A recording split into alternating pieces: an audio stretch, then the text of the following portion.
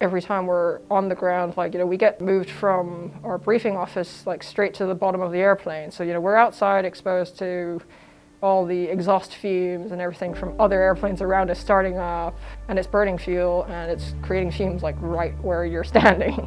It's really obvious when we're coming in to make an approach for Hong Kong, for example. We come in, we're descending, and you get to around, like, maybe, like, 4,000 feet, like, and you just see this, like, layer of smog and pollution that's just, like, there, and, like, above it, it's just, like, all clear air. We're like, oh, we're diving, straight back into all the bad stuff, and, we can smell the difference in the air suddenly. It's just, like, a lot, you just know. There's been, I think, a streak at some point within, like, a year where it was, like, the aviation toxicity syndrome, where it's like fumes that kind of get mixed into our ventilation systems. It really affected quite badly a few of the pilots that had to deal with that, because it was, like, classified by, like, some kind of, like, dirty wet sock smell that suddenly just appeared. People had, like, I guess, were knocked out for, like, a bit. They would have I guess, like, a memory loss and stuff like that. I don't know if it was, like, a maintenance issue or something that just happened over time. Maybe the airplanes were getting a little bit old or something. It was just, like, all together there were multiple planes that then suddenly started having the same issue. The company raised this issue with Airbus to tell them, hey, like, this is happening and we're not sure why.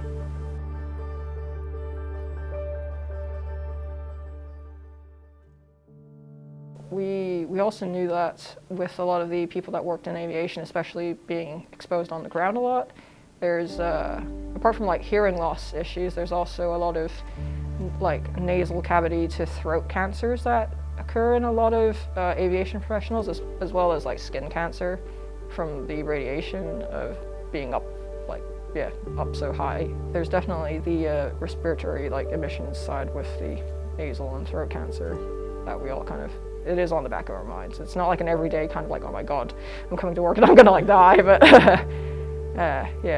like, we are aware.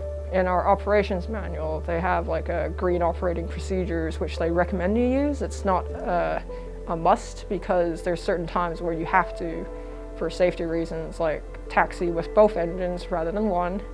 There's also the airport approval for doing that as well, like only certain airplane types, or sometimes certain companies, depending on your safety record, where they'll be like, okay, like, you guys are allowed to taxi out or taxi in with one engine, and that already cuts your fuel burn in half.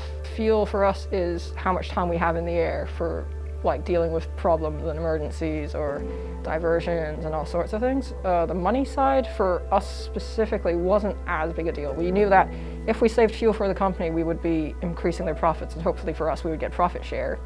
But then for the other types of airlines that are maybe low-cost carriers, they have an incentive to take less fuel, because if they save something, they personally get an incentive to do that. And so there's, like, kind of like the balance of safety versus, like, what you're willing to do to, like, kind of increase your own wages.